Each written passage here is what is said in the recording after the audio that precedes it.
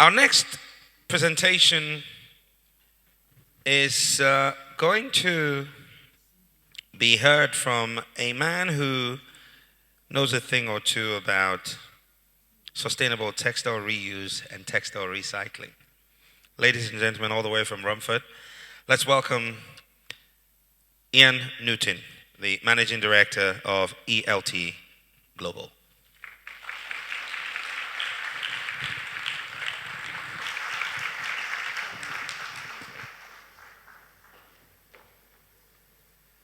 Welcome to ELT Global. We operate from 3 production sites, 2 in Europe and our main head office in London, United Kingdom. We collect and process over 500 tons of textiles every week across all 3 facilities. After unloading our vans from our collections, we separate the heavy items for another department, and the light articles move up the belts. And each of our colleagues on the belt has 4 to 5 different items to pre-grade in the first 25 categories. At the end of the belt, most of the high-volume items are already sorted. Once sorted, each group of items gets sent around to a grading department. Each colleague has the job of grading product by material size and even color. Once graded, product goes into a small unit or clothing bath, ready for the press machines. We put around 460 small bales on a container. Because of the quality of goods that we collect and sort, we have a range of different grades for all our different customers across the African marketplace. Because we are sorters and graders, we have confidence that most of our products are sold for reuse or get recycled and don't end up in landfill.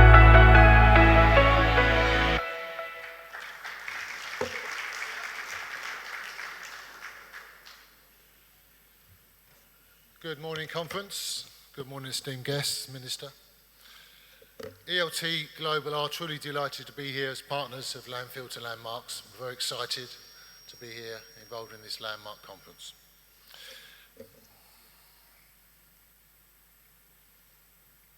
I've got a short agenda.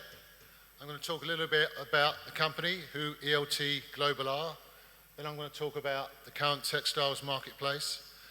I've added a couple of very important words to the end, and it goes to the last speaker actually, the words of the truth, because I think most of us have been to conferences like this around the world, and we meet new friends, we network, we may have the odd glass of Chardonnay, but fundamentally we don't end up with any actionable results, partly because we skirt around the issues. And what we've got to do, and we started yesterday, we've got to be honest, we've got to be bold and courageous and talk about the truth, the facts and the figures and the issues. Only then can we come up with meaningful solutions. ELT Global, who are we? Well, we collect and process and sort over 500 tonnes every week from 3 facilities, 2 in Europe, but our main head office is in London, which supplies the Ghana marketplace. We collect from over 2,000 collection points every single week, and as a sorter and grader, about 60% of our goods we know gets sold for reuse. We've got hundreds of grades, as you'd imagine. We saw a number in the marketplace yesterday, and we've been serving the Ghanaian market for over 20 years. We are specialist graders. We sort and grade and quality control all our stock that comes over here, and we regularly visit the country. It's my first time, but my colleagues have been coming over here for a number of years because the fluctuating trends, we've got to keep on top of those and the needs of the market. And we do believe, as much as automatic processing will eventually come, you can't beat hand sorting to get the right quality for the marketplace. Now, the current marketplace. I've used the words the truth, again, not because I want to be controversial, but we just need to talk about the facts. What's really happening in the marketplace? You can read the slide, but fundamentally, as the last speaker said as well, there's massive, massive oversupply into the marketplace. Too many clothes are being produced by manufacturers and brands, and there's no responsibility downstream. We've all got too many clothes. I'm sure all of us would admit that. as well, because we're quite privileged. We've all got too many clothes, and we know the quality of the clothes over the last 20, 30 years has been in decline. And unfortunately, that just means too much is going to landfill or is being incinerated.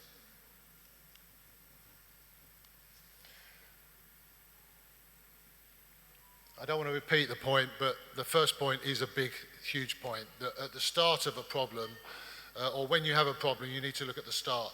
And the fact that at the start of this problem, we have too much oversupply into the marketplace, that's a fundamental issue that we've got to find a way of solving. And around the world, there are no solutions yet for all this unwanted textiles. And as the last speaker said, it doesn't matter whether it's good quality or bad quality, eventually every single item of clothing has its day and has an end of life. So we need to find solutions. A number are being worked on.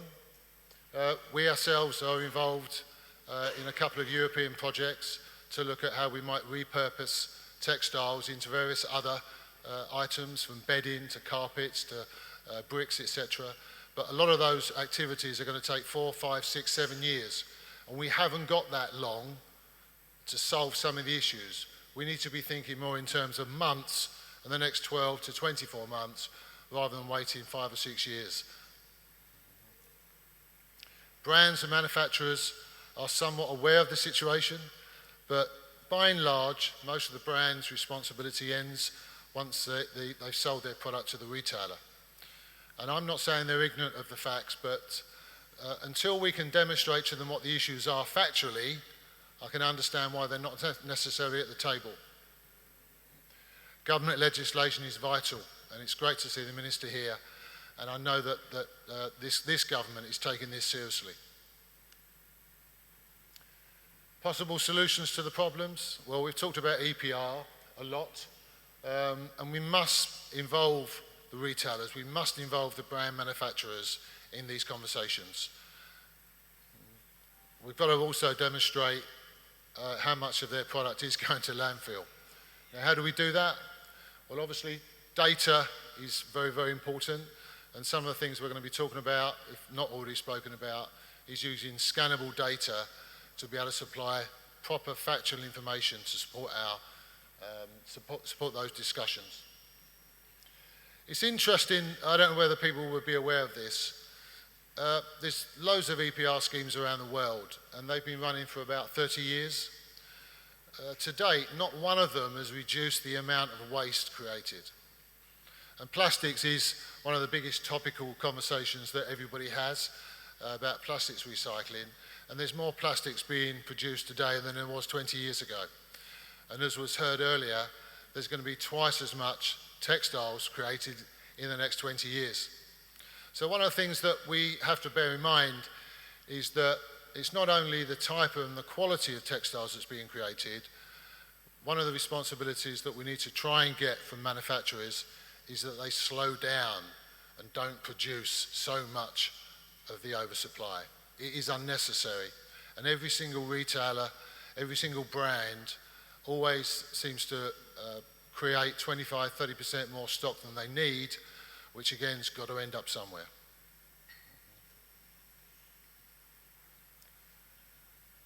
The other areas, solution-wise, that are on discussion today, obviously upcycling. I know there's been some good progress, some good discussions over the last couple of days. The carbon credit is without a doubt a solution.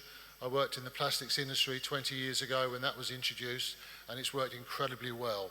So that's a really important part of the jigsaw. We've got to work faster. I mentioned months rather than years because the issue is getting bigger and bigger and bigger. And I appreciate that a lot of the issues are coming to the fore in this country. So we can't afford to wait 4 to 5 years to find the solutions. I've mentioned government legislation. My own government in the UK, no comment, but I can certainly say from the conversations I've had here already, this government are really interested and they've been following this as a key stakeholder, and that's really impressive. Investment's going to be needed from all sides. Not only our time, but our money is going to be required. In summary, We, ELT Global, are well positioned. We've got a lot of good experience to work as part of the team. The truth does hurt, it's painful, but the reality is we've got a real problem and we need to be grown up about it and be honest about it, be courageous about it and find solutions. ELT very much supports the idea of scannable technology. It will be a little bit disruptive initially, but we support it. It's got to be done. We don't know what we don't know yet, and we need to use data and scannable equipment to find out exactly what's happening downstream instead of just guessing all the time. So that's really, really important. And we're keen, of course, to work with all the partners on the carbon credit scheme. The last point on the slide was going to be my last words, and I kind of liked it when I wrote that a couple of weeks ago. There's zero option to foul, but our aim must be for zero landfill. But just talking to a few people last night, and after a couple of gin and tonics, I felt better about saying we need to stop digging up Mother Earth and dumping our rubbish in it. Thank you very much.